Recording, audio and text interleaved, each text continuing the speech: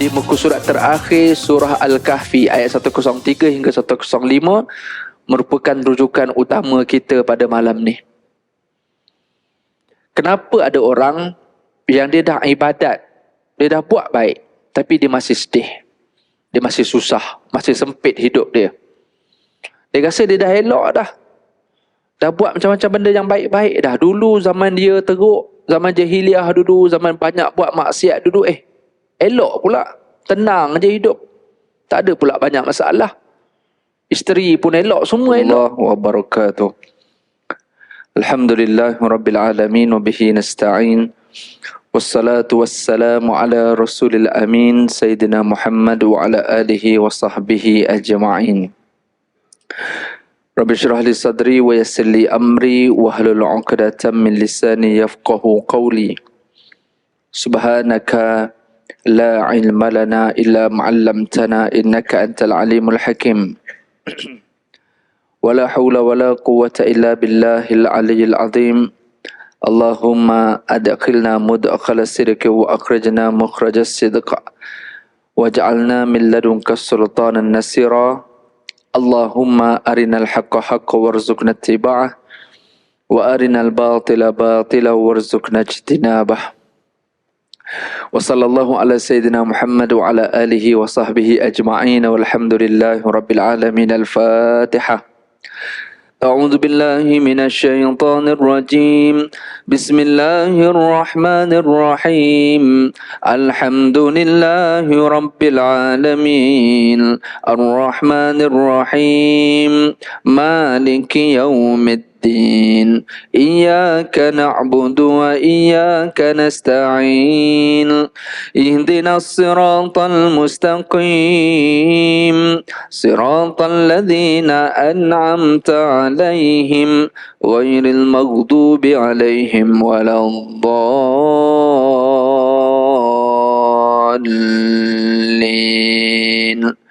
آمين. أعوذ بالله من الشيطان الرجيم قل هل ننبئكم بالأخسرين أعمالا الذين ضل سعيهم في الحياة الدنيا وهم يحسبون أنهم يحسنون صنعا أولئك الذين كفروا بآيات ربهم ولقائه فحبطت أعمالهم فلا نقيم لهم يوم القيامة وزنا. Sadaqallahul Azim. Suratul Kahfi ayat 103 hingga ayat 105. Alhamdulillah, puji syukur pada Allah. Allah memberi keizinan kepada kita dengan bantuan daripada Allah. Sebab apa Allah bantu kita? Sebab kita yang minta Allah bantu kita untuk kita boleh jadi orang baik. Sebab kalau kita tak minta jadi orang baik, Allah tak akan bantu kita. Apa buktinya? Kerana kita minta dalam suratul Fatihah, Iyyaka na'budu wa iyyaka nasta'in. Ya Allah, hanya kepada Engkau aku sembah. Ya Allah, bantu aku. Tolong aku, Ya Allah, supaya aku boleh sembah Engkau. Ya Allah, aku nak jadi orang baik, bantu aku ya Allah supaya aku boleh jadi orang baik. Ini maksud intipati Iyyaka na'budu wa iyyaka nasta'in. Hanya kepada Engkau aku sembah, hanya kepada Engkau aku minta tolong. Minta tolong dekat sini maksudnya minta tolong supaya boleh menjadi penyembah Allah. Bukan semata-mata minta tolong bantuan-bantuan yang lain tu, itu pertolongan yang seterusnya. Tapi bantuan yang paling utama yang kita minta daripada Allah adalah bantuan supaya Allah membantu kita untuk kita boleh menjadi penyembah Allah. Dalam arti kata, kita boleh Allah bantu untuk buat baik, Allah bantu untuk tinggal kejahatan. Jadi syukur banyak-banyak kepada Allah sebab Allah bantu. Kerana Allah bantu itulah kita boleh ada di masjid, kita boleh tinggal maksiat. Jadi minta sungguh-sungguh dengan Allah. Sebab tu Nabi juga ajar kita satu doa, zikir yang kalau boleh dibaca masa wirid selepas sembahyang. Allahumma a'inni ala zikrika wa syukrika wa husna ibadatik. Juga Metodnya tetap bantuan. Ya Allah, bantu aku. A'inni ala zikrika, supaya aku boleh bersyukur kepadamu. Wash ala zikrika ala zikrika, supaya aku boleh ingat kepada engkau. Bantu aku supaya aku boleh sentiasa ingat engkau, ya Allah. Wa syukrika, bantu aku supaya aku boleh sentiasa bersyukur nikmat engkau bagi banyak ke aku. Kadang-kadang aku lupa. Wa husna ibadatik, bantu aku supaya aku boleh memperbaiki, memperelokkan ibadat aku kepadamu. Minta bantuan. Dan kalau kita boleh dapat bantuan yang ni, insya-Allah bantuan yang lain itu lebih banyak Allah akan bantu kita. Jadi tuan-tuan dan puan-puan sekalian, alhamdulillah pada malam ni 3 ayat yang kita akan bincang untuk meredakan kita punya kedukaan, kesulitan kita dalam hidup menerusi kitab La tahzan, don't be sad. Jangan bersedih. 3 ayat di muka surat terakhir surah Al-Kahfi ayat 103 hingga 105 merupakan rujukan utama kita pada malam ni. Kenapa ada orang yang dia dah ibadat, dia dah buat baik, tapi dia masih sedih, dia masih susah, masih sempit hidup dia. Dia rasa dia dah elok dah buat macam-macam benda yang baik-baik dah. Dulu zaman dia teruk, zaman jahiliah dulu, zaman banyak buat maksiat dulu, elok pula, tenang je hidup, tak ada pula banyak masalah, isteri pun elok, semua elok. Tapi bila dah tinggalkan maksiat-maksiat tu, entertainment yang benda-benda yang kelab-kelab yang dia rasa tak patut dah dia nak buat tu, dia dah mula kembali pada jalan Allah, satu-satu pula Allah bagi. Dia rasa dia dah baik dah ni. Jom kita tengok. Allah sebut dalam ayat 103 Suratul Kahfi, Qul hal nunabbi'ukum bil akhsarina a'mala, wahai Muhammad, maukah aku khabarkan kepada kamu orang-orang yang rugi amal-amal perbuatannya. Rugi. Dia rasa dia dah beramal tapi rupanya rugi.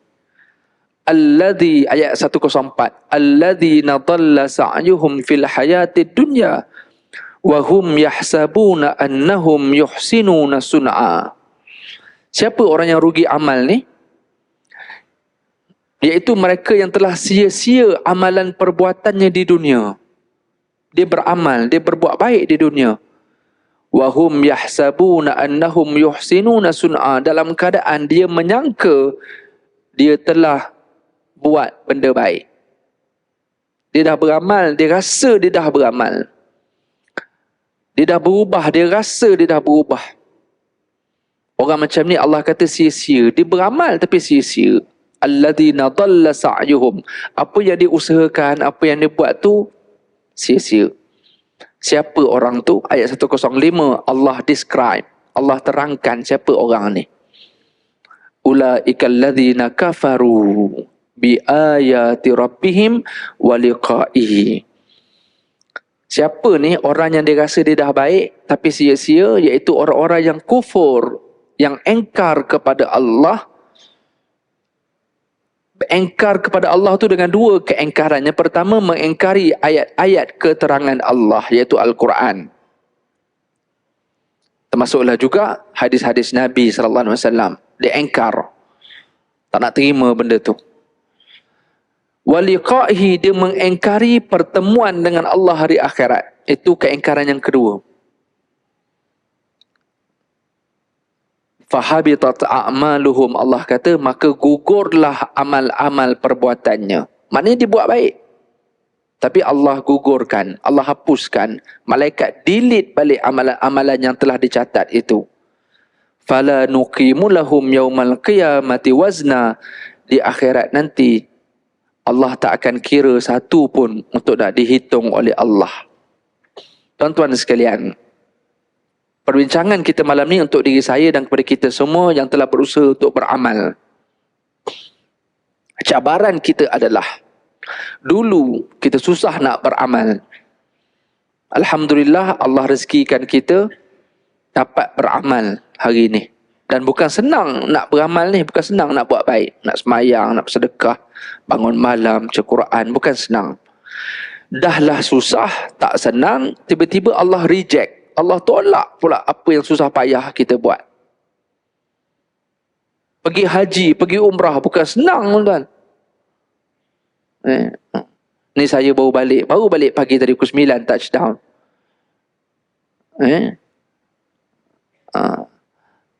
Ada jemaah kita seorang pun, mana Tuan Haji, ada, Tuan Haji Razali pun ada, Tuan Haji Zahari ke Razali. Duit habis banyak, masa lagi, tenaga lagi. Bayangkan kalau Allah reject amal kita.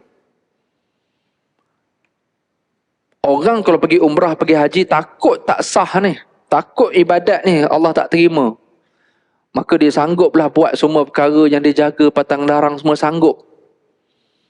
Sebab apa? Dia mikirkan masanya, mikirkan tenaganya, mikirkan duit habis banyak. Tapi ramai orang kadang-kadang dia tak jaga ibadat yang kadang-kadang tak perlukan kos ni. Hari-hari dia boleh semayang, tak kira kat mana-mana, kat rumah dia boleh semayang, tak ada kos. Tapi kadang-kadang tetap dia tak jaga juga ibadat dia. Ada tak possibility Allah reject? Ada possibility. Jadi kita nak tengok sekarang ni, susah payah kita beribadat. Na'udzubillah, harapnya Allah terima. Kita tak nak Allah reject. Jadi keutamaan kita untuk memastikan Allah tidak tolak amal-amal kita, maka diingatkan dalam ayat 105 Suratul Kahfi.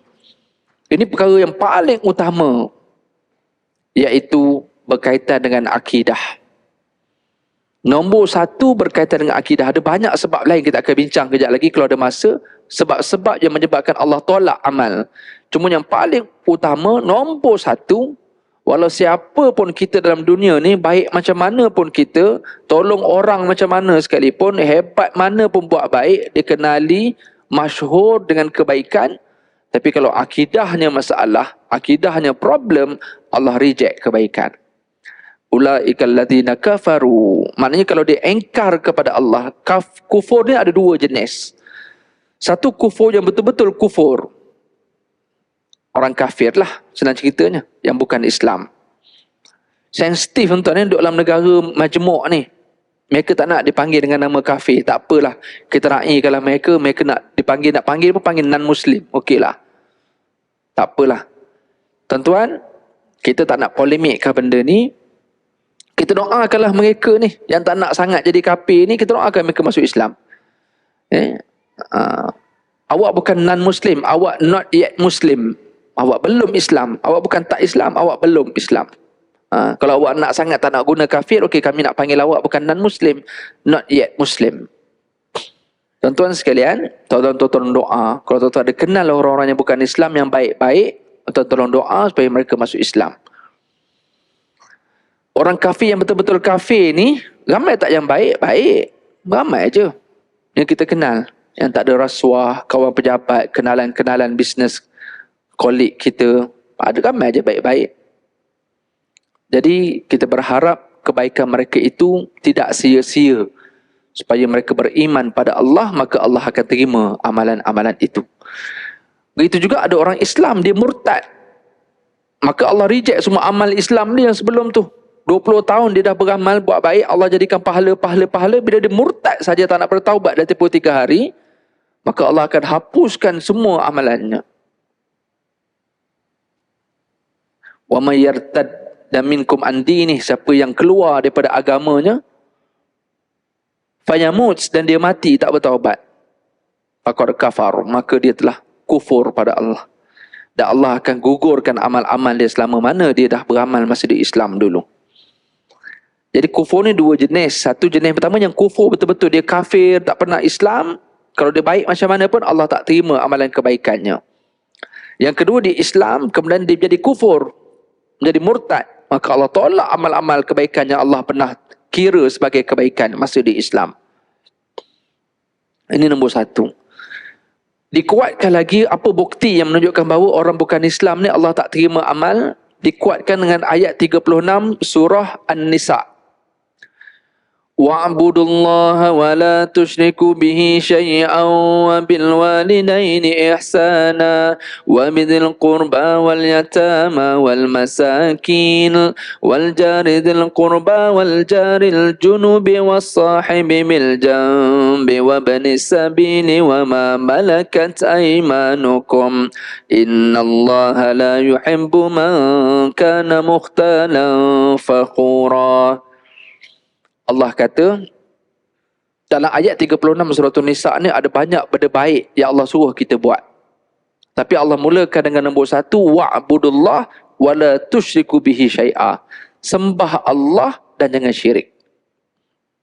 Bermaksud, kalau dia buat nombor 2, nombor 3, nombor 4 sampai nombor 10, buat baik dengan mak ayah, buat baik dengan kaum kerabat, buat baik dengan anak yatim, orang miskin, jiran tetangga, kawan-kawan, orang musafir, hamba ataupun pembantu, siapalah dia buat baik sekalipun, nombor 1 dia ada masalah, maka Allah reject yang lain-lain. Tuan-tuan sekalian, alhamdulillah Allah tak jadikan kita kafir, dan kita berhala Allah kekalkan keimanan kita sampailah kita mati, begitu juga keturunan kita sampai mati, kita mati dalam Islam. Wala tamutunna illa wa antum muslimun. Itu yang doa Nabi Ibrahim pada anak-anaknya. Okey, doa Nabi Yaqub pada anak-anaknya, bukan Nabi Ibrahim, Nabi Yaqub. Wala tamutun, janganlah kamu mati melainkan kamu mati dalam keadaan kamu Islam. Jadi kita doa, kita hari ini boleh beramal, boleh jadi orang Muslim, kita harap kita kekal Muslim. Sebab kelompok golongan murtad dekat Malaysia makin ramai dan makin terang-terang dengan kemurtadannya. Tuan search je Facebook, mereka terang-terang dengan murtad dia. Saya ada kawan yang sekolah agama. Kawan isteri saya sekolah agama. Yang hari ni murtad. Duduk di United Kingdom sekarang ni, dia murtad. Dan dia berbangga dengan murtad dia. Ada orang murtad diam-diam, tapi kebanyakannya murtad ni dia tak akan diam. Dia akan sebarkan murtad dia supaya dia nak ajak lain. Biasanya orang yang murtad, dia tak happy dengan Islam, dia senyap je tak. Kalau dia senyap je, berarti dia ada lagi happynya. Orang murtad ni biasanya sifatnya, dia tak suka dan dia keluar dan dia akan burukkan Islam tu. Bila dia burukkan, dia akan ajak ramai lagi orang supaya memandang buruk Islam, dia orang akan keluar. Ini bahayanya murtad. Sebab tu hukum orang murtad adalah bunuh. Sebab dia adalah virus. Dia akan encourage orang lain. Dia akan influence, pengaruh orang. Ini murtad. Na'udzubillah. Ada orang yang murtad. Yang jelas-jelas murtad. Okey. Okeylah, itu kufur yang jelas. Yang Muslim, yang murtad ataupun yang non-Muslim yang belum Islam, mereka kufur. Kerisauan kita beramal hari ini, kita tak murtad. Kita pun tak kafir. Kerisauan kita adalah kufur yang tak nampak ni. Kufur yang jahli, yang jelas tu okey. Kita nampak, kita tak nak terlibat, kita berdoa. Kufur yang khafi, yang sirri, yang tak nampak sangat ni, ini yang bahaya. Pertama, ia ada kaitan dengan syirik. Sebab tu Allah sebut, wa'budullah wa la tusyriku bihi syai'a. Mana-mana saja ayat bila Allah suruh manusia untuk menyembah Allah, Allah akan iringi arahan sembahan dengan Allah kata jangan syirik. Bermaksud, di kalangan orang-orang yang menyembah Allah, akan ada orang yang menyembah juga perkara lain yang mensyarikatkan, yang menyamakan kedudukan Allah dengan sembahan yang lain tadi. Yang tak sembah Allah itu kufur. Ni yang sembah Allah syirik. Yang syirik ni kita risau, takut-takut amal kita juga ditolak. Sebab tu hari ni kadang-kadang banyak kita dah buat amal ni, tapi Allah, kita rasa Allah macam tak sayang kita. Allah macam tak terima. Kalau kita rasa kita perbaiki, okeylah. Takutnya kita tak rasa langsung. Kita syok buat baik, tiba-tiba akhirat nanti tak ada apa-apa. Itu yang lagi takut. Sementara kita boleh sedar sekarang ni, kenapa Allah tak terima? Kenapa Allah tak terima? Kenapa doa belum makbul? Kalau kita boleh cari jalan sampai jumpa jawapan, kita perbaiki diri, alhamdulillah. Yang kita takut tu, kita tak perasan langsung yang kita rasa kita dah baik, rupanya tak. Yang ni yang kita paling takut. Sombong dengan amal, riak dengan amal, ini perkara-perkara yang berkaitan dengan syirik. Syirik pula tuan-tuan, dahlah dia merupakan perkara kekufuran yang tidak berapa nampak syirik ni. Sebab ramai orang yang terlibat syirik ni, dia rasa dia okey sebab dia masih semayang. Dia masih buat baik. Jadi dia tak rasa syirik itu satu benda besar. Sedangkan dia besar. Innallaha la yaghfiru ay yushraka bih wa yaghfiru ma duna dzalika liman yasha. Allah tidak akan ampun dosa. Sesungguhnya Allah tidak akan ampun dosa orang yang buat syirik pada Allah, dan Allah akan ampun dosa selain daripada dosa syirik. Jadi ramai orang semayang, dia semayang tapi dia tak boleh tinggal lagi perkara-perkara yang mensyirikkan Allah. Ini masalah. Ini juga boleh termasuk dalam kategori kufur. Mengingkari Allah, mengingkari ayat keterangan Allah. Ulaika allazina kafaru bi ayati rabbihim, ayat 105 sebut tadi, orang-orang mengingkari ayat keterangan Allah. Orang kafir mengingkari ayat keterangan Allah. Orang syirik mengingkari juga. Sebab Allah sebut dalam Quran, innallaha la yaghfiru an yushraka bih. Allah sebut dalam Quran, wa'budullaha wa la tusyriku bihi syai'a. Tapi dia masih engkar pada ayat keterangan Allah, maka orang ni juga ada potensi amalannya ditolak oleh Allah. Maka sebab itu hidupnya sempit, hidupnya susah, masih tidak diterima, apatah lagi di akhirat. Sebab dia rasa dia dah baik. Alladzina dhalla sa'yuhum, Allah sebut ayat 104 tadi, alladzina dhalla sa'yuhum fil hayatid dunya wa hum yahsabun, dia rasa, dia kira dia ni dah buat baik. Dia rasa tu yang susah tu. Kita bukan nak rasa-rasa, kita bukan nak kira-kira. Kita nak kira dengan cara kira-kira yang betul. Mengikut perkiraan yang diajar oleh Nabi SAW. Sibghatullah. Kita nak perkiraan yang mengikut acuan Allah. Bukan main syok sendiri sahaja. Maka sebab itu hari ini kalau ada kumpulan-kumpulan tertentu yang dia bawa memberi saranan kepada kita, join kumpulan kami bawa kepada Tuhan, kami bawa kepada agama. Tapi dengan tak perlu semayang, dengan perlu hanya niat saja itu, ini macam-macam, dengan akidah-akidah yang songsang. Ini banyak di Selangor, terlalu banyak. Okey? Yang watak agama pun ada, yang tak watak agama pun ada. Yang watak agama yang menipu orang ikut jadi ajaran sesat itu, kita fahamlah sebab tertipu dengan watak agama ni. Ini yang mengikut dengan watak yang tak agama ni. Dengan rambut dreadlock, dengan muka bersepah, dengan bajunya tak bersih, tak kemas. Ada juga pengikut.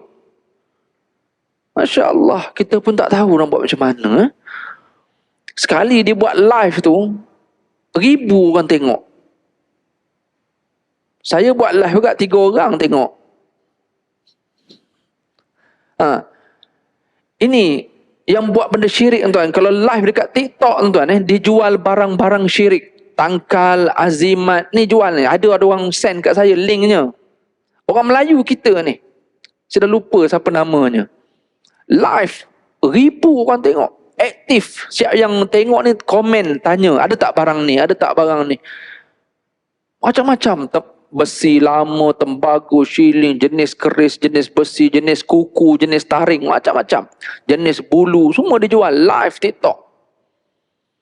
Tok Bomo sekarang tak payah masuk hutan tuan-tuan. Nak jumpa Tok Bomo ni. Ni dalam TikTok apa ramai Tok Bomo ni. Yang watak ustaz ada, yang tak watak ustaz pun ada. Tapi ramai pengikut. Allahu Akbar. Kalau yang kita faham, kalau ajaran sesat yang ada satu figure yang nampak serban, elok, apa semua ni, kita fahamlah tertipu tu. Ini yang jenis macam ni pun ikut juga ni, kita tak faham ni. Bukanlah tuan-tuan jangan nak ikut pula yang pakai serban tu salah lah, jangan ikut juga. Minta maaf tuan-tuan. Kadang-kadang jangan tertipu pula dengan pakaian tu. Sebab ramai hari ni orang kata apa, menunggang agama ni terlalu ramai. Na'udzubillah, harap Allah jaga saya. Tuan-tuan kalau nampak saya tak betul, tuan tegur terus. Tegur. Penting, tauliah tu penting. Sebab tu penting tauliah, dia bukan satu benda isu nak diskriminasi kepada orang agamawan ke apa, bukan isu tu. Jadi tuan-tuan yang dirahmati Allah sekalian, ramai orang dia sangka dia dah buat baik.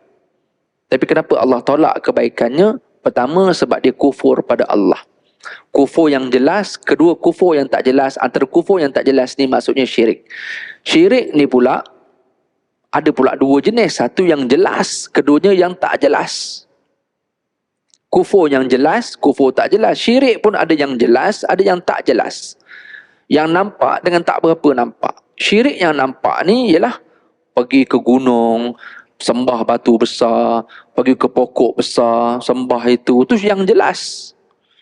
Tangkal, azimat, semua-semua tu jelas. Jelas pun orang masih guna lah. Ramai je yang semayang tapi tangkal masih ada kat badan, ada.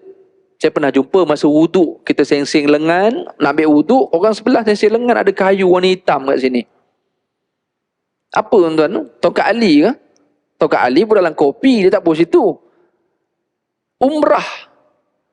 Masuk umrah atau pakai ihram. Ada tangkal. Ada benang-benangnya diikat. Kadang-kadang mak bapak bawa anak-anak kecil, anak-anak dia masalah kan, anak-anak dia bila masalah ni, macam-macam rawatan lah dia ambil, antaranya diikat dengan benang-benang tertentu ni, sebagai azimat ataupun tangkal. Tolong hati-hati, kena tinggal benda macam ni.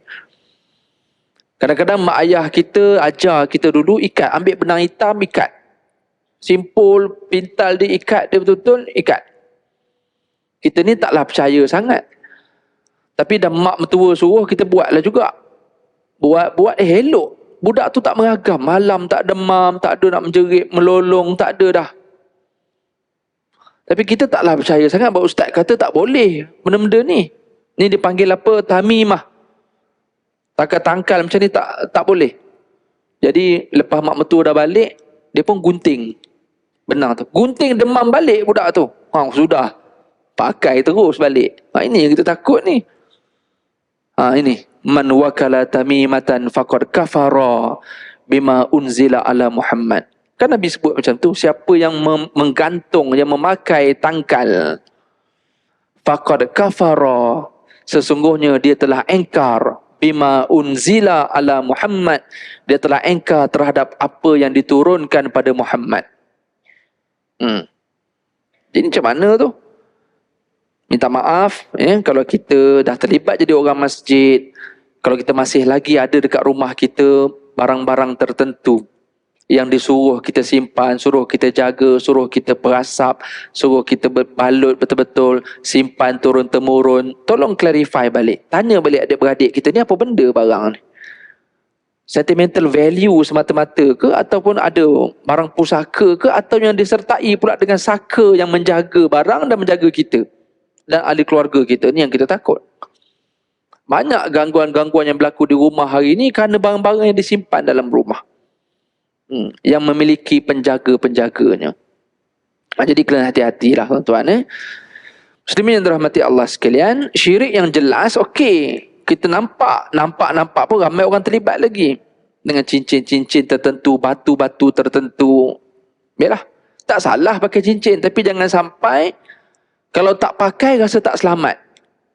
Yang ni, tuan belilah cincin batu cantik macam mana, mahal macam mana pun, ada khasiat macam mana, contoh, tidak dinafikan ada batu-batu tertentu yang ada khasiat-khasiatnya.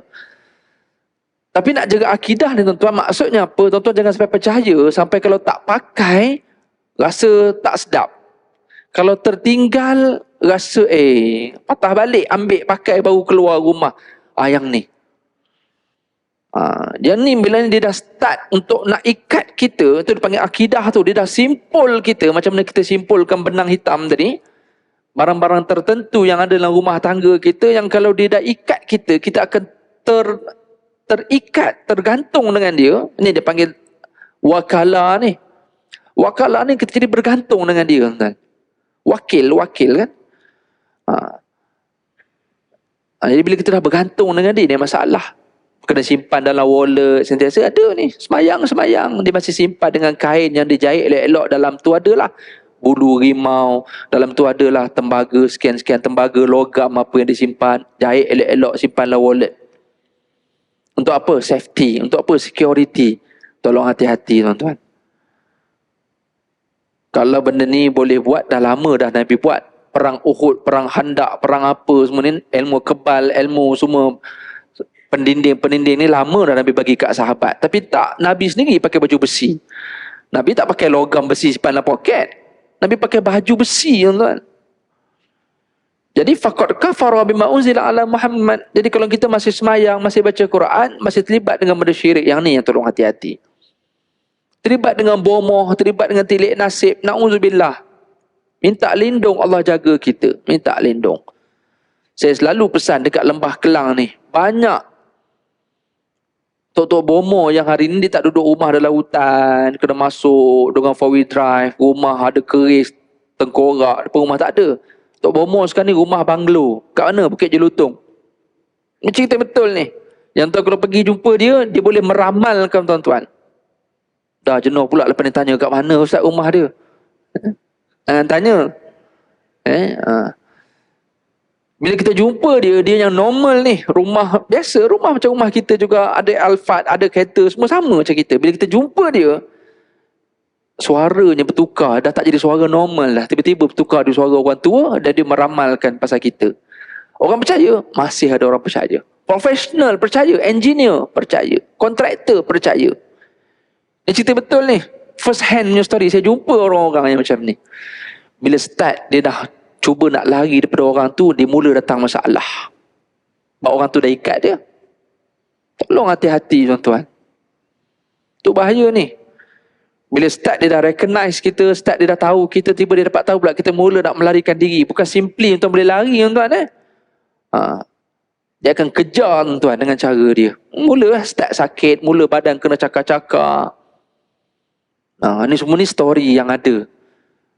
Side story yang ada di sebalik benda-benda yang macam ni. Tolong hati-hati, zaman moden kita orang masih percaya dengan perkara yang namanya syirik yang besar ni.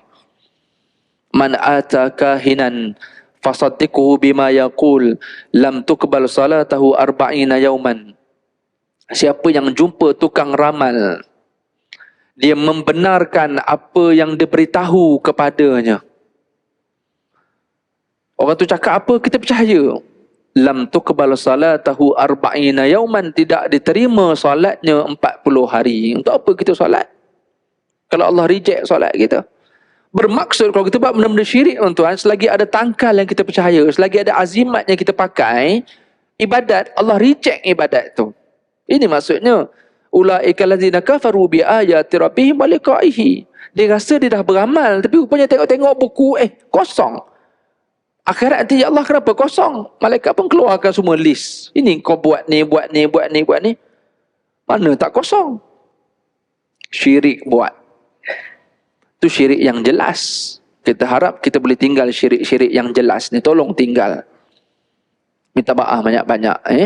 Even pergi ke Mekah sekalipun, ramai lagi orang yang masih nak terlibat dengan syirik. Ni yang pergi haji tuan-tuan. Ni cerita daripada orang tabung haji. Saya resident consultant untuk tabung haji seluruh Malaysia. Maknanya staf-staf tabung haji ni memang sentiasa akan berjumpa. Saya ada course dengan mereka. Setiap tahun ada course dengan staf tabung haji. Ini dah tahun ke-10 dah. Jadi banyak cerita yang kita dengar daripada petugas-petugas haji. Zaman dulu tabung haji Kelana Jaya. Sekarang ni dah tak guna dah yang tu. Untuk urusan nak pergi haji semua dah direct dekat Movenpick, dekat Sepang sana. Macam-macam benda orang buat dalam belakang tabung haji tu. Kat Kelana Jaya punya cerita. Saya tak cerita banyak-banyak lah. Cuma nak bagi tahunya, bukan dia tinggal semata-mata. Balik, ambil balik. Ingat tinggal tu tinggal terus. Rupanya tak. Ada yang balik, ambil dekat sana, gabung pula yang dekat sini punya. Macam-macam cerita. Pak Haji ni. Tapi masih tak boleh tinggal lagi amalan-amalan khurafat, amalan syirik. Na'udzubillah. Wa na'udzubillah. Okey. Tu yang tak termasuk lagi kat sana, nak bawa balik tanah lah, bawa balik itulah, bawa balik macam-macam. Sedangkan hukum bawa balik batu atau tanah daripada tanah haram ni, hukumnya tak boleh lah. Ini tak boleh. Dan dia kena dikembalikan barang tu. Tuan-tuan yang dirahmati Allah sekalian, kerisauan kita hari ini, kita terlibat dengan syirik yang bukan sekadar syirik yang besar, tapi kita takut pula syirik yang kecil. Syirik kecil juga boleh menyebabkan amalan ditolak. Syirik kecil, Nabi sebut dalam hadis, Iyyakum wa syirikil asghar. Hati-hatilah dengan syirik kecil, kata Nabi. Sahabat tanya, wa ma hiya syirikul asghar? Apa dia syirik kecil ni ya Rasulullah? Nabi pun jawab, ar-riya. Riya. Kita biasa dengar perkataan riya ni lah. Cuma malam ni kita nak clarify betul-betul riya ni apa. Bukan tunjuk kaya tu bukan riya. Tunjuk kaya, tunjuk rumah banglo, tunjuk kereta mewah tu bukan riya. Okey. Dia ambil gambar pagi-pagi, pegang buah apple. Foregroundnya buah apple. Bestnya makan apple pagi-pagi. Tapi dia nak highlight background dia, kereta baru dia. Foreground dengan background. Niat dia sendiri tahulah. Tapi kita pun kadang-kadang judgement juga kan. Tu dia dengan Allah lah. So kita pun kena istighfar lah. Jangan judge orang lah. Tentang dia betul-betul nak highlight Apple dia tu. Cuma kebetulan keretanya lalu belakang tu. Tuan-tuan sekalian, riak ni apa? Bukan tunjuk kekayaan. Bukan tunjuk kemewahan. Bukan tunjuk kelebihan. Riak ni menunjuk amalan. Dia menzahirkan amal-amal kebaikannya dengan tujuan untuk mendapat pujian.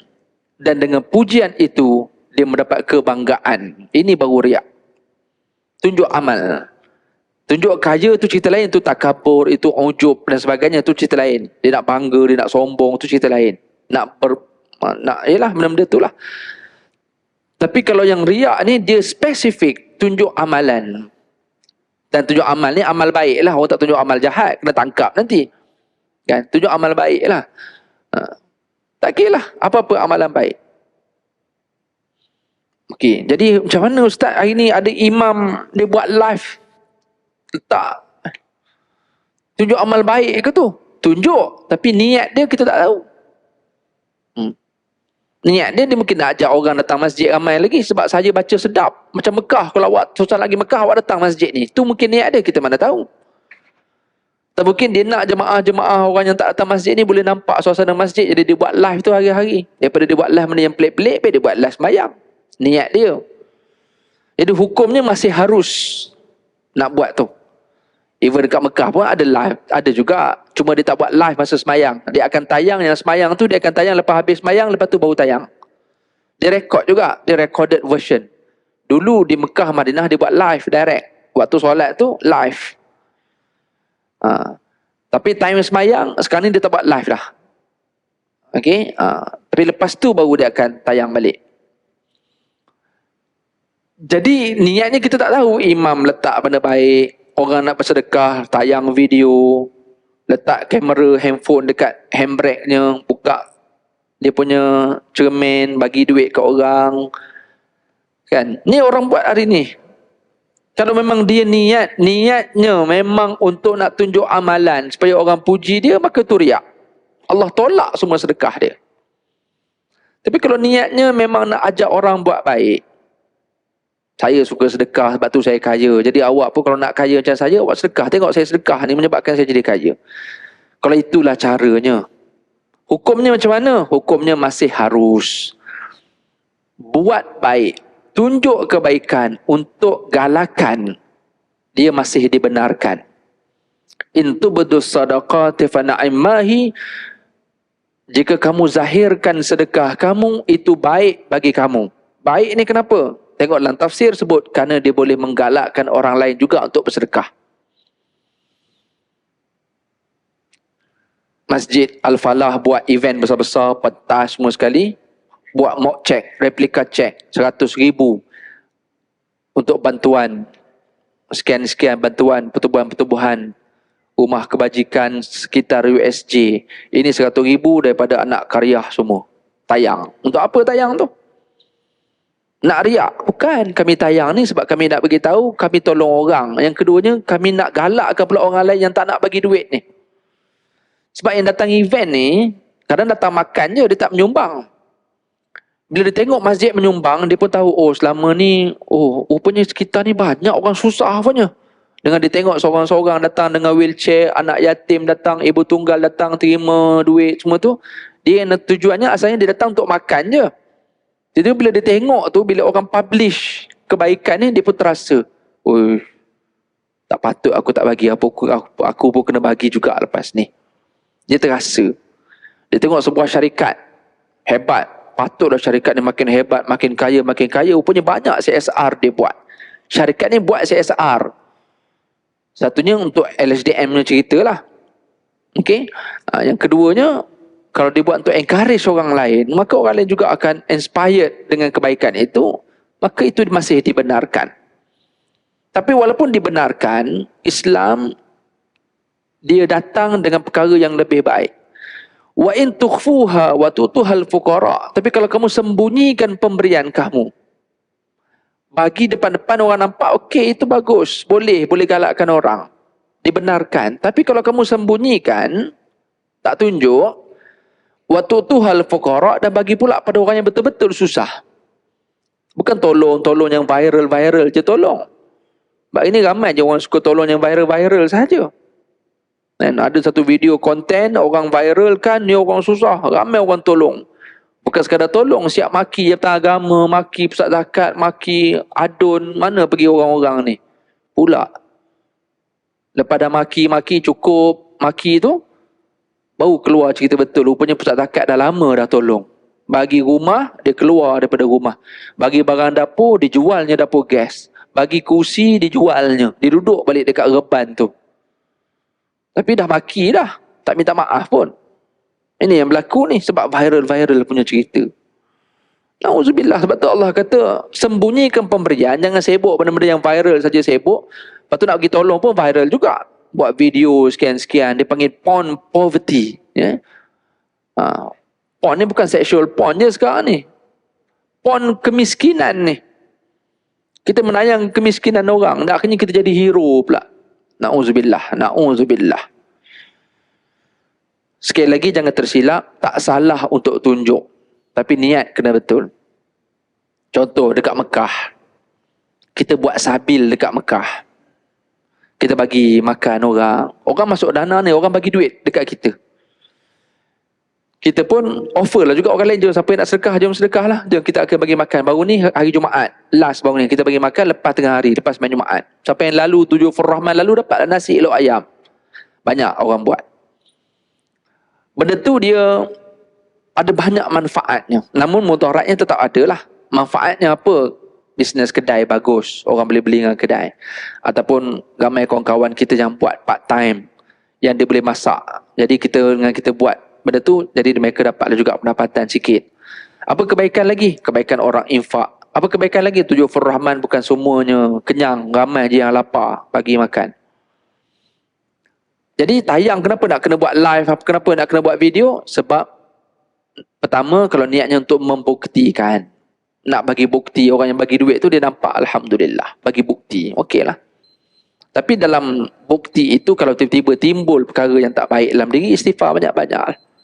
Bila start orang puji bagusnya ustaz, kena istighfar lah. Kena tulis lah, ni bukan duit saya. Kena tulis. Jangan orang masuk duit dekat kita, banyak-banyak masuk dalam pertubuhan, tiba-tiba kita jadi hero. Oh, hari ni saya bagi ni, hari ni saya bagi ni kat pertubuhan, hari ni saya bagi. Duit orang ni. Jangan macam tu. Ada ke orang buat? Ada. Orang masuk duit dalam dana pertubuhan dia, setiap kali dia menyumbang, dia beritahu hari ni saya. Ini masalah. Dan benda telah pun ditegur. Tapi kadang-kadang orang tu masih buat. Jadi harapnya Allah lindungi kita, tuan-tuan, daripada terlibat dengan perkara-perkara yang macam ni. Kita tak nak terlibat dengan syirik yang kecil, yang namanya buat baik. Kita zahirkan kebaikan. Mungkin peringkat awal kita tunjuk nak galak orang buat baik. Tapi lama kelamaan, syaitan tu akan kacau kita. Kalau mula-mula dihantar syaitan yang biasa-biasa saja, bila kita dah hebat, dia tak hantar syaitan biasa dah. Dia hantar yang level imam punya. Dia hafal Quran punya syaitan, dia hantarnya. Jadi dia tak hantar syaitan yang jenis, tak payah buatlah benda ni, biar awak simpan. Tak, dia tak hantar macam tu. Dia hantar syaitan yang kau buat lagi. Syaitan yang suruh buat baik. Tapi suruh dengan purpose, dengan tujuan yang lain. Yang kita takut. Sebab tu Allah sebut, wa in tukhfuha. Sembunyikan tu lebih baik. Apa kebaikan sembunyikan? Ni kesimpulan, tuan-tuan. Kebaikan bila kita menyembunyikan kebaikan, tambah pula bila nak melibatkan tolong orang, pertama kita boleh jaga diri kita daripada rasa sombong, rasa bagus. Yang kedua, kita boleh menjaga pula orang yang menerima tu. Dia malu untuk terima, tuan-tuan, kalau orang ambil video dia. Tambah pula ada keaiban-keaiban tertentu lah. Okey, dia malu. Jadi kita bagi senyap-senyap boleh menghilangkan rasa malu dia tu. Tambah pula lagi kalau kita mengungkit pula lepas kita bagi, kita siap tulis pula, dulu dah bagi tak kenang jasa, itu dah lagilah menyakitkan hati penerima. Maka Allah kata, la tubtilu sadaqatikum, wahai orang yang beriman, jangan batalkan pemberian kamu bil manni wal adha, dengan sebab kamu mengungkit, kamu bercerita, ataupun kamu mengungkit-ungkit, ataupun kamu menyakiti hati penerima tu. Kalladhi yunfiqu malahu ria'an nas, sebagaimana kamu menginfakkan harta sebab kamu nak tunjuk dekat manusia. Famathaluhu kamathali safwanin alaihi turab fa asabahu wabilun fatarakahu salda. Perumpamaan orang yang sedekah nak tunjuk ke orang ibarat tanah yang berada di atas batu. Apabila dicurahkan air atas tanah tu, maka jatuhlah tanah tu. Ibarat sedekah tadi tu jatuh macam tu saja, tinggallah batu kosong. Maka tuan-tuan, kita tak nak amalan kita hanyut begitu saja dengan sebab riak. Tak nak amalan kita hanyut dengan sebab kita kufur yang pertama tadi. Maka kita hari ni kenapa kita masih susah, dan kadang kita dah baik, maka tolong cek balik. Betul ke saya dah betul-betul buat baik? Ataupun kebaikan saya masih ada pengganggu-pengganggu yang mengganggu amalan kebaikan saya, yang menyebabkan Allah masih belum terima betul-betul, maka menyebabkan saya masih susah hari ini. Tapi seandainya kalau kita dah buat betul, masih lagi susah, ketahuilah bahawa para nabi, para sahabat, mereka tu orang yang paling betul. Tapi hidup mereka tetap satu-satu kesusahan, kepayahan Allah bagi, yang dipanggil sebagai ibtila. Ujian demi ujian demi ujian. Yang dulu zaman jahiliah elok je, bila masuk Islam teruk, diseksa dan sebagainya. Kepayahan hidup, kesengsaraan para sahabat. Rasulullah orang yang paling dikasihi, lagi banyak ujian. Ibtila. Apa fungsi ibtila? Untuk mengangkat darjat orang-orang yang baik, yang soleh. Yang kedua, fungsi ibtila untuk menggandakan pahala-pahalanya. Mana dibuat baik dalam keadaan susah, maka menyebabkan susah itu menyebabkan bergandanya pahala dia. Saudara kita kat Palestin, saudara kita kat Syria, mereka tetap keimanan mereka, jaga solat, jaga keimanan mereka, jaga akidah mereka. Mereka susah, maka berganda pahala mereka. Wallahu a'lam. Jadi tuan-tuan dan puan-puan sekalian, inilah perbincangan kita malam ni. Harapnya Allah terima amal-amal kita, tidak dihapuskan. Kita tak nak jadi orang-orang yang disebut dalam ayat 105 Suratul Kahfi, fahabitat a'maluhum, buat amal tapi Allah gugurkan amalnya dan Allah tidak nilai satu pun dekat akhirat. Kita harap kita buat walau sekecil zarrah amalan kita, kita harap Allah gandakan pahalanya dan Allah terima sebagai amalan kebaikan, insya-Allah. Itu sahaja perbincangan kita malam ni. Aku qauli hadza wa astaghfirullahal azim li wa lakum. Wassalamualaikum warahmatullahi wabarakatuh. Subhanakallahumma wa bihamdik, asyhadu an la ilaha illa anta wa nastaghfiruka wa natubu ilaik.